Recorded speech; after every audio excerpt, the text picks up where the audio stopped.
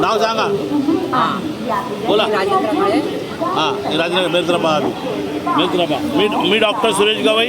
आज आमच्यासमोर एक पिवळ्या टोपीवाला माणूस बसलेला आहे आणि एक निळ्या टोपीवाला माणूस बसलेला आहे. याचा काय भेदभाव आहे, समाजात काय दुर्दशा चालली आहे, म्हणून आमचे वानखडे साहेब याच्यावर दोघांचे काळे साहेब आमचे आलेले नागपूर आलेले काळे साहेब याच्यावर विचार करेंगे. मैं इसलिए भारतवासियों को नी टोपी के बारे में क्या भेदभाव है यहाँ पर हम लोग बताएंगे आपको.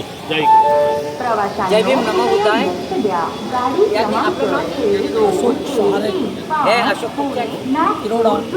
अशोक शहारे तिरोड्याचे आहेत. यांनी ही निळी टोपी तुम्ही का वापरली?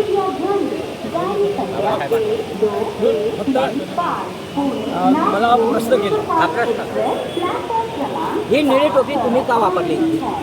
तर बाबासाहेबांनी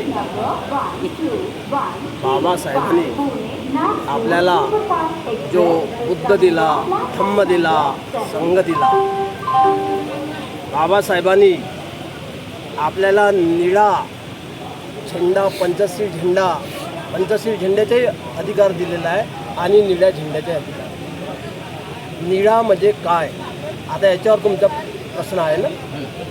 निळा म्हणजे आकाश, बाबासाहेब म्हणजे आकाश आहे आणि म्हणून निळी टोपी घालायचा अधिकार बाबांनी आपल्याला दिला. आता ती मी म्हणत नाही का सर्वांनी घालल्या पाहिजे, ज्याची इच्छा असेल तो घालू शकते, पण बाबासाहेबांनी आपल्याला पंचशील झेंडा लावला आणि निळा झेंडा सुद्धा. बरोबर आहे. आता सारे साहेबांनी आपले विचार व्यक्त केलेले आहेत. आता अब सारे साहब ने अपने विचार व्यक्त किए हुए हैं. अभी मैं इन भाई साहब से पूछूंगा, इन्होंने पीली कलर की टोपी पहनी है इस समय. हेलो भाई साहब, ये जो पीली टोपी आपने पहनी हुई है, ये टोपी आपको किसने दी थी? ये स्टॉल में मिला था. मेरा नाम नरेंद्र वानखड़े, मेरा नाम जोर से बोलो. स्टॉल में मिला था.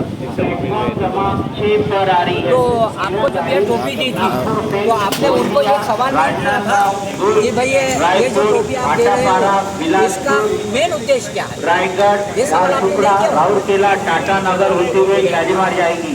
यात्रीगण कृपया ध्यान दी. गाड़ी क्रमांक 12905 पोरबंदर. मतलब उन्होंने आपको ये चीज़ समझाई नहीं है, समझाई नहीं है, केवल उन्होंने समन और श्रमण करके आपको भ्रमित किया. बाबा साहब ने हमको 1956 में बिलासपुर, देश आज़ाद करके रायगढ़, झारसुगड़ा, टाटा नगर, खड़गपुर उस होते हुए समय शालीमार जाएगी. सभी धर्मों के स्टडी किया था. उन्होंने किसी भी धर्म को गलत नहीं कहा और अपने तरफ मोड़ने के काम कभी नहीं किए. फिर जब इन्होंने दीक्षा भूमि में आने के बाद ये उन्होंने दिया है, ये जो आपको पैम्पलेट जिसने दिया हुआ है इसमें ना तो नमो बुद्धाय लिखा है, ना अत्यदीप भव लिखा है, और ना तो यहाँ अशोक चक्र है जो भारत का कोई अशोक चक्र सिंबल होता है वो नहीं है. केवल राजनीति का फंडा है ये, जो बाबा साहब की केवल फोटो देके और बुद्ध की फोटो देके लोगों को भ्रमित कर रहे हैं. हमारे लोग ज़्यादा से ज़्यादा अशिक्षित है और वो धर्म के बारे में अभी तक उतनी जानकारी नहीं रखते हैं. तो इनकी बातों में आके वो लोगों ने, कुछ लोगों ने ऐसी पीली टोपी को ग्रहण कर लिया. मेरा भाइयों से निवेदन है, यदि आप लोग यदि बाबा साहब को, तथागत बुद्ध को यदि मानते हैं तो आपने पहले धम्म को पढ़ो, बाबा साहब को पढ़ो, उसके बाद ही कुछ करना है आपको. और जब तक आप बाबा साहब को पढ़ोगे नहीं तो धम्मों को समझोगे नहीं, तो ऐसे ही लोगों के अंधविश्वास में भटकते रहोगे. जिसमें इन्होंने स्वास्तिक दिया है, इधर महावीर का ये स्टेट दिया है, यहाँ अशोक चक्र उन्होंने दिया ही नहीं, और बाबा साहब ने सिंबल दिया है अशोक चक्र का. तो हम कहाँ भ्रमित हो गए हैं? हमें इतना भी नहीं समझ रहा है कि हम क्या कर रहे हैं. हम भारतवासी हैं, हम भारतीय हैं, हम बुद्धिस्ट हैं. हमें किसी जाति से जोड़ा नहीं जा सकता या किसी धर्म से नहीं जोड़ा जा सकता. हमें जाति और धर्म से जोड़ने के लिए बाबा साहब ने पहले ही जोड़ दिया. तो सभी लोगों से निवेदन करूँगा कि जितने भी लोग मैं समन हूँ, ये बाबा साहब का सिंबल और तथागत बुद्ध का जो सिंबल लेकर टोपी पहना रहे हैं, इन लोगों से आप प्रश्न कर सकते हो, जिसमें यहाँ महासमन बुद्ध लिखा है, यहाँ तथागत बुद्ध लिखा नहीं है। हमें इस बात से नफरत है कि जो चीज़ बाबा साहब ने निर्माण की थी, ये लोग उसको टोटली मिटाने के काम कर रहे हैं। कोई भी चीज़, इन बाबा साहब ने पीली टोपी पहना है, इन्होंने पीली करके पहना दी। तो इन लोगों की ये राजनीति को आप समझना चाहिए, और कृपा करके आप यदि बुद्धिस्ट है और आप भिक्ष ही नहीं खाए, तो आपने इन लोगों के तरफ ध्यान देना चाहिए। आप बुद्धिजीवी हो, आप पढ़े लिखे हो, बाबा साहब ने आपको इतना तत्पर कर दिया है कि आप स्वयं की लड़ाई स्वयं में लड़ सकते हो।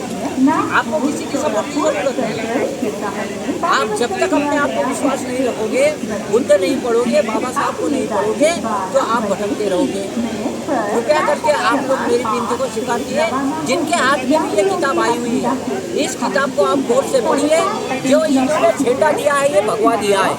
हम पंचशील को मानते हैं, लोग किताब तो हाथ में ले रहे हैं, लेकिन उनका अनुसरण कोई नहीं कर रहा है, उन्हें जवाब कोई नहीं पूछ रहा है। क्यों? क्योंकि उन लोगों को भ्रमित करने की आदत पड़ी है। वो उस समय में लेके जाते हैं जो इनके पीछे कौन है? वो संघ चालक का काम। इसके पीछे कौन है? ये कौन भ्रमित कर रहे समाज को? ये इसके पीछे कौन है? कौन समाज को भ्रमित कर रहे हैं? 6 दिसंबर को जाते हैं इन लोग, वहाँ किताब बांटते हैं, समूह जाते किताब बांटते हैं, दिल्ली में जाते हैं, अम्बेडकर भवन के सामने किताब बांटते हैं। तो इनको मना करने के लिए समाज के लोगों ने क्या पहिया उठाना चाहिए?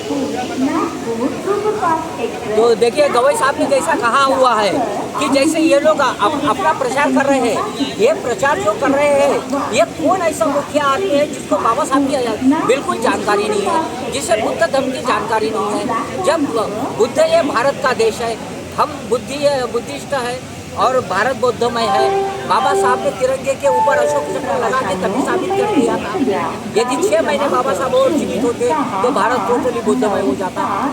इन लोगों ने उनको 6 महीने आगे के जीने नहीं दिए। अब इनकी ये राजनीति है। अभी नई तरीके से जो पब्लिक अभी बाबा साहब के तरफ आकर्षित हो गई, बुद्ध को समझने लगी हुई है, उन सारी जनता को ये लोग बेवकूफ़ बनाने के पीछे पड़े हुए हैं। अब इससे कोई आप बाबा साहब की फोटो और तथागत को बुद्ध के फोटो को देख के आप मानता हूँ मैं कि आप उसे देखने के बाद आपका मन विचलित होता है, आपके मन में प्रेम भाव पैदा होता है, क्योंकि वहाँ बाबा साहब और तथागत बुद्ध है। लेकिन हर नेता बाबा साहब और तथागत का फोटो लेके ही इलेक्शन जीतता है, बाद में हमारे लोगों को मेंटली टॉर्चर करता रहता है। आप कुछ बातों को जब तक नहीं समझेंगे तो मेरे जैसे 4 जो लोग हैं जो समाज में सामाजिक कार्य करने के लिए निकलते हैं, उनको सहकार्य कहाँ से मिलेगा? हम लोगों को सहकार्य के लिए आप सब जनता की मुझे मदद चाहिए।